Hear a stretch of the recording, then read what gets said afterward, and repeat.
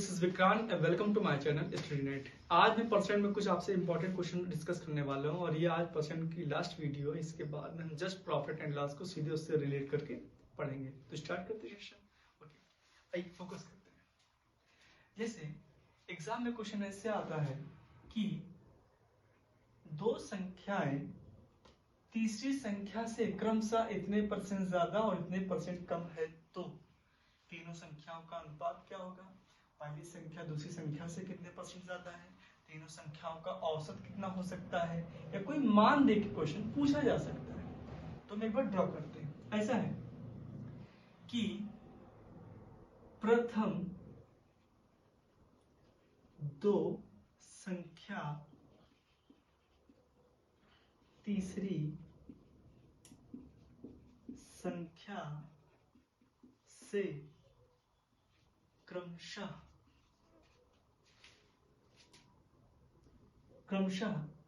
20% तथा 30% अधिक है तो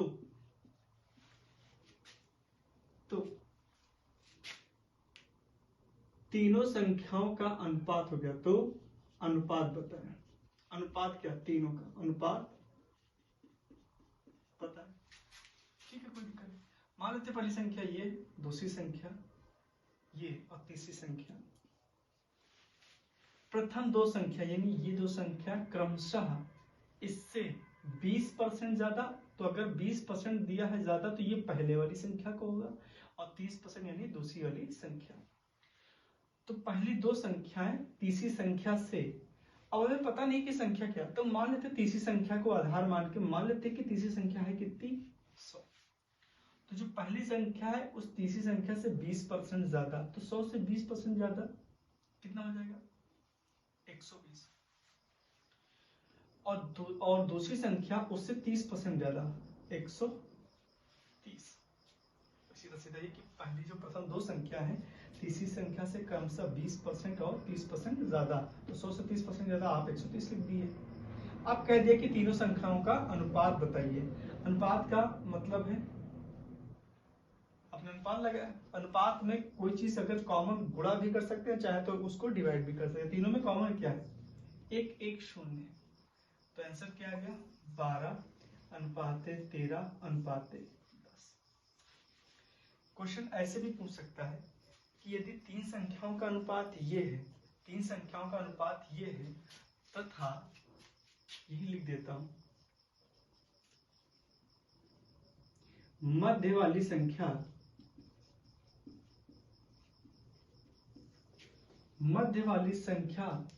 का मान 39 हो,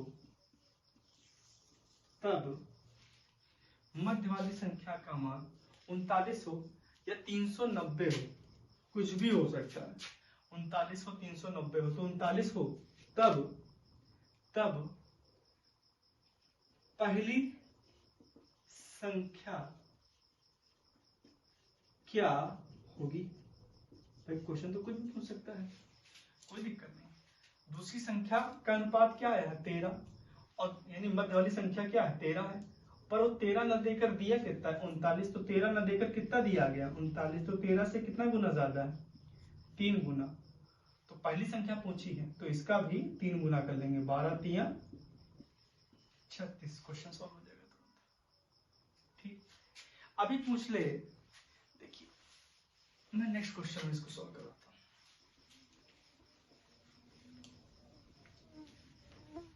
कहते यदि पहली संख्या,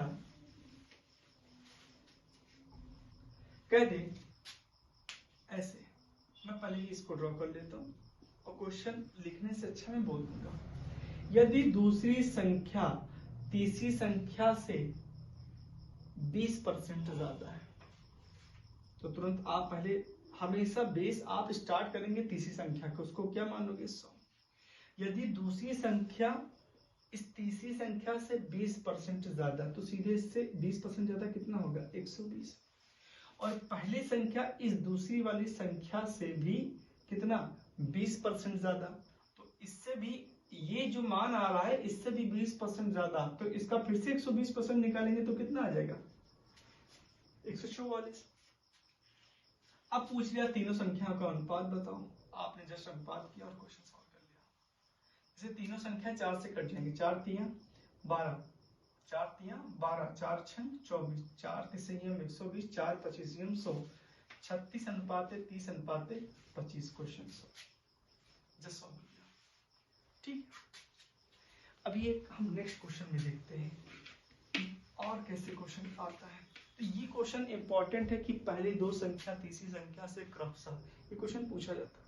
ये क्वेश्चन और देखिए, ऐसा है कि यदि कोई व्यक्ति ए है, अगर इसकी सैलरी 50% बढ़ जाए तो जो मान होगा उससे अब ज्यादा आ जाएगा, क्योंकि सैलरी बढ़ गई है। पर सडनली 50% की जगह उसने कर दिया नहीं मैं 60% बढ़ा दूं, तो जो मान आने वाला होगा उससे अब और ज्यादा आएगा, क्योंकि उसकी परसेंट वैल्यू बढ़ गई है। तो क्वेश्चन ऐसा देगा, यदि किसी व्यक्ति की आय 50% की जगह 60% बढ़ा दी जाए, यानी ये बढ़ना था पर अब ये बढ़ा दिया गया, तो उसकी आय पहले से 2000 रुपए अधिक हो गई। 50% बढ़ते कोई धनराशि आती, पर अब जब 60% हो गया तो उससे उन दोनों में जो रुपए का अंतर आ गया वो 2000 आ गया। जब भी ऐसा करेगा तो कल वाले टॉपिक में हमेशा परसेंट का डिफरेंस लेते थे, यहाँ भी हम ले लेंगे। 50 और 60 का कितने परसेंट का अंतर आ गया 10%।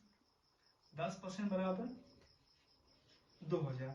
और कोई चीज शुरुआत में 100% होती, 10 को किससे गुणा करेगी 100 हो जाए, 10 दाम 100 तो 10 से इधर भी गुणा कर दो, यानी उसकी सैलरी कितनी है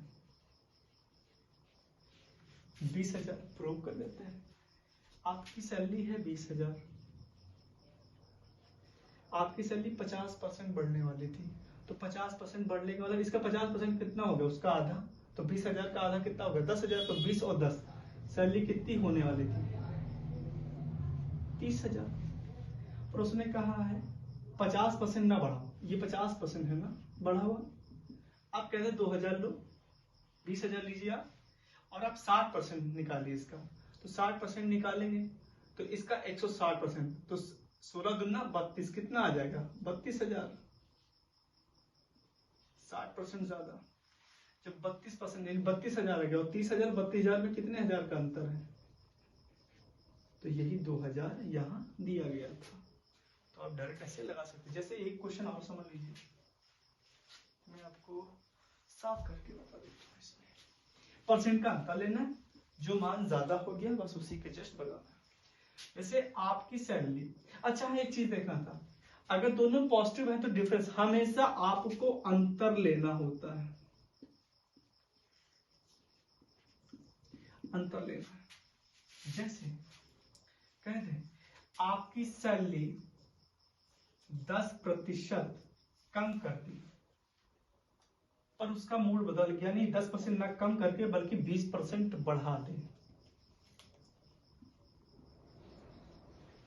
अच्छा कम करेंगे तो मान लेते हैं 100 रुपए था, 10% कम करेंगे तो 90% इसका मान कितना आ जाएगा 90, तो सैलरी 90 होने वाली थी। भाई बॉस गुस्सा हो गया, पर कह नहीं सैलरी 20% बढ़ा दो, तो 100 से 20% बढ़ाएंगे तो कितना हो गया 120।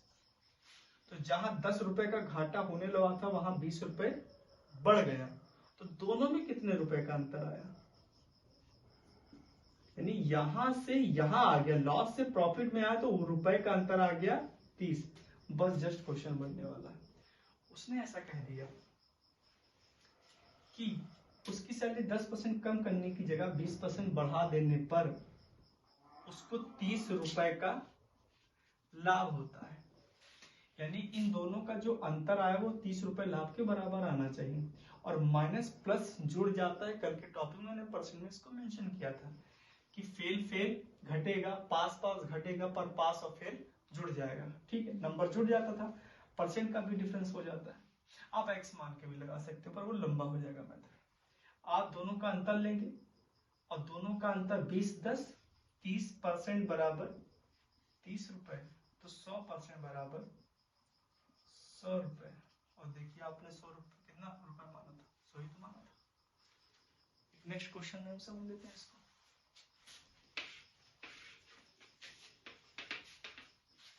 आपकी सैलरी 12% बढ़ने की बजाय 18% बढ़ जाती है, तो आपको पता है पहले से धन अब आपको ज्यादा मिलेगा। ज्यादा क्यों मिलेगा? क्योंकि परसेंट ज्यादा मिलने लगा। तो देखिए परसेंट कितना ज्यादा मिलने लगा, पहले से 6%, तो धन भी ज्यादा मिलने लगेगा। बस दोनों को बराबर दिखाएंगे क्वेश्चन सॉल्व। 12% की जगह 18% मिलने लगा, तो मान लेते हैं कि धन उसका जो बढ़ गया है वो हो गया 1200 रुपए अधिक मिलने लगा। तो ठीक है, 12 से 18% हो गया, कितने परसेंट बढ़ा? 6%। तो 6% बढ़ा यानी अधिक हुआ, तो 6% बराबर 1200 के, तो 1% बराबर 200 रुपए के। 1% का मान 200 रुपए, तो 100% का मान 2 जीरो और बढ़ा दो, कितना आ गया? 20,000। क्वेश्चन अब इस टाइप का क्वेश्चन हो गया। अब मैं आपको कल से ही रिलेटेड क्वेश्चन दे रहा हूं अभी, और आप उसके आंसर कुछ के तो आप कमेंट बॉक्स में दीजिएगा और मैं इसको कुछ सॉल्व करा देता हूं। जैसे कह रहा है किसी विद्यालय में लड़के और लड़की का अनुपात 3:2 है, यानी बॉय और गर्ल का जो रेशियो है जी कैपिटल होना चाहिए, जी कैपिटल है। इन दोनों का 3:2 के अनुपात में ये स्टूडेंट है कॉलेज में। तो कुल स्टूडेंट कितने? 3 2 5, 5 में 3 लड़के हैं, 2 लड़कियां हैं, इसी अनुपात में होगा। पर 5 संख्या नहीं है, 5 अगर होंगे तो उसमें से 3 ये होगा तो 2 ये होगा, तो 10 होंगे तो 6 ये होगा तो 4 ये होगा, 15 होंगे तो 9 ये होगा, 6 ये होगा, क्योंकि उसी अनुपात में बढ़ता संख्या चला जाएगा, मान बढ़ता चला जाएगा। उसने कह दिया कि किसी विद्यालय में लड़का लड़की के जो मध्य अनुपात है 3:2 का अनुपात है। यदि 20% लड़के तथा 30% लड़कियां छात्रवृत्ति पाई हों, तो कितने छात्र ऐसे हैं जो छात्रवृत्ति नहीं पाए? प्रश्न ये है। ठीक है, जब भी अनुपात में मान दिया और परसेंट कहने को कह रहा, तो आप सबसे एक काम करो, मान लेते हैं लड़का कितने हैं? 300, लड़के हैं 300। 300 ना मान लो तो दोनों को, एक को 30 मान लो और एक को मान लो कितना? 20। ठीक है, मान लेते लड़के कितने हैं? 30 और लड़कियां कितनी हैं? 20। आप 300 मान लो, 200 मान लो, 3000 मान लो, 2000 मान लो, डजंट मैटर। ठीक, मान लेते हैं 30 लड़के हैं और 20 लड़कियां। अब इसका कह रहा है कि 20% लड़के छात्रवृत्ति पाए हैं, और कह रहा है छात्रवृत्ति लास्ट में जो पूछा है छात्रवृत्ति ना लेने वाले विद्यार्थियों का प्रतिशत क्या है। तो अगर इसका 20% लड़के पाए हैं तो इसका 80% लड़के नहीं पाए होंगे, क्योंकि दोनों का मान 100% होना चाहिए। कोई भी मान शुरुआत में 100% होता है, ये भी अपने में 100% है, ये भी अपने में 100% है। लड़कियों में भी ऐसा कहा गया है कि लड़कियों में 30% अगर छात्रवृत्ति पाती हैं तो दूसरा कितना नहीं पाती होंगी? 70%। बस क्वेश्चन हम सॉल्व कर लें। छात्रवृत्ति ना पाने वालों की संख्या जो आएगी उसी को परसेंट में चेंज करना है। तो ठीक है, 30 का 80%, ये नहीं पा रहे हैं यानी कि नेगेटिव, ये भी नहीं पा रहे, नेगेटिव को लेना है। 30 का 80% कितना होगा? 3 और 24, 24 लड़के नहीं पा रहे हैं, और 20 का 70%, 2 7 14, यानी 14 जो गर्ल्स हैं वो नहीं पा रही हैं। तो कुल जब छात्र की बात करेंगे तो छात्र स्टूडेंट में मेल फीमेल दोनों काउंट हो जाते हैं, यानी कॉमन जेंडर के हिसाब से हो गया। तो 24 और 14 का जब योग है 24 4 28 और 10 38, 38 स्टूडेंट यानी लड़का लड़की ऐसे हैं जिनको स्कॉलरशिप नहीं मिली है। पर ये 38 लड़का लड़की है ना, तो यानी लड़का लड़की जोड़ दिए तो कुल कितने स्टूडेंट में ये नहीं पाए हैं? 30 और 20, 50 छात्र हैं कुल ऐसे जिसमें लड़का लड़की को जोड़ लिया जाए तो 38 छात्र नहीं पाए हैं। बस इनको परसेंट में निकालने के लिए किससे गुणा कर देंगे? 2 से 50 एकम 50, 50 दूना 100 और 38 दूना हो जाएगा 76% ऐसे हैं जो स्कॉलरशिप नहीं पाए, जैसे हम नहीं पाए, जैसे ये भी नहीं पाए। ठीक है, ये क्वेश्चन सॉल्व हो गया। तो 76% इसका डी ऑप्शन है, एसएससी परीक्षा 2007 का यह प्रश्न है। ठीक है, जो मैंने सोर्स लिया वो आर.एस. अग्रवाल बुक से लिया है क्वेश्चन। ठीक, इसको मैं मिटा देता हूँ। आपको क्या है, खाली आपको सुनना है, खाली बैठे हैं तो एक पेपर ले लीजिए और पेन लीजिए और खाली ड्रॉ करते रहिए। बस क्वेश्चन सुनिए, पास करिए, 30 सेकंड के अंदर लगाने की कोशिश करिए, नहीं लगता है तो फिर आप मेथड को देखिए। ठीक है, नेक्स्ट क्वेश्चन। अब देखिए, कल मैंने पढ़ाया था आपको, एक फॉर्मूला पढ़ाया था परसेंट में, x plus Y plus X into Y by 100, और एक फॉर्मूला पढ़ा है x upon 100 plus X into. इस दो पर मैंने काफी क्वेश्चन बेस्ड करा है, इसी पर मैं क्वेश्चन कुछ दे रहा हूँ। जैसे मैं क्वेश्चन दे रहा हूँ, आप इसको सॉल्व करके कमेंट बॉक्स में दीजिएगा। जैसे वर्ग एक किसी वर्ग की प्रत्येक भुजा में 10% की वृद्धि कर दी जाए। वर्ग की प्रत्येक भुजा में अगर 10% की वृद्धि करें तो क्षेत्रफल कितने प्रतिशत बढ़ गया। सेकंड क्वेश्चन है, आयत की चौड़ाई 15% कम कर दें तो क्षेत्रफल पर क्या प्रभाव पड़ेगा। काफी लंबा हाथ हो गया है।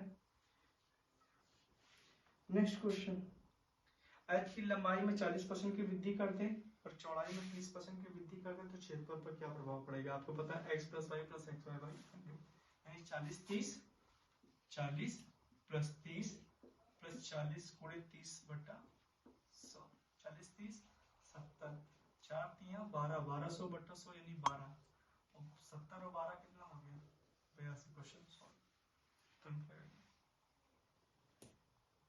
ठीक है, एक क्वेश्चन और है कि वृत्त की जो त्रिज्या है यानी रेडियस है, वृत्त की त्रिज्या में 20% की वृद्धि करें तो क्षेत्रफल पर क्या प्रभाव पड़ेगा। ये क्वेश्चन हो गया, आप स्क्रीनशॉट ले लीजिएगा। तो क्षेत्रफल पे क्या प्रभाव पड़ेगा, ये हो गया। ओके, और एक लास्ट क्वेश्चन कल ही से रिलेटेड है, मैं इसको मिटा देता हूँ, साफ कर देना इसको। एक उम्मीदवार है जहां गांव में इलेक्शन हो रहा है और उसमें कहा गया है कि इस बंदे ने 71% मत प्राप्त किया है, परसेंट में 71% है, और ये 756 मतों से जीत गया। तो वोट की संख्या क्या है, इतना ही पूछा गया है। तो मैंने कहा था गांव में 100% वोट पड़ेगा, अगर 71% ये पाया तो 100 में से 71 घटाएंगे, कितना बचेगा 29%। और आपको क्या करना है, तुरंत इन दोनों का अंतर लेना है। तो 29 और 71 का अंतर लेंगे। ठीक है, कितना अंतर आ जाएगा, 71 में से अगर 29 माइनस करेंगे तो ये मान लेते हैं कि ये 29 और 30 में से 71 में से 29 माइनस कर लेंगे, 11 में से 9 गई, 11 में से 9 गई 2, 6 में से 2 गई 4, से मान लेते हैं 42% आ गया, यानी कि 42% इज इक्वल टू 756। अब इसको हम सॉल्व कर लेंगे। कर सकती है किसी संख्या से, 6 5 11 7 18, 6 से भी कटेगा, 14 से भी कटेगा, 14 3 42, 14 5 70, 5 11 14 चौके 56, 3 1 3 3 18 54, 18 3 54। 1% का मान अगर 18 है तो 100% का मान, गांव में वोटों की संख्या 1800। क्वेश्चन सॉल्व हो गया ये। तो इस टाइप का क्वेश्चन हो गया। तो बस प्रयास किया गया अपनी बात को आपके सामने रखने का। यदि चीज़ें आपको अच्छी लगी तो प्लीज़ लाइक एंड सब्सक्राइब करिएगा। और कल के सेशन में मैं लाभ और हानि को प्रारंभ करूंगा। अगर आपको कोई डाउट है, कोई क्वेश्चन है, तो आप उसको कमेंट बॉक्स में लीजिएगा, तो प्रयास करूंगा मैं उसको आपको समझाऊंगा। ठीक है, थैंक यू।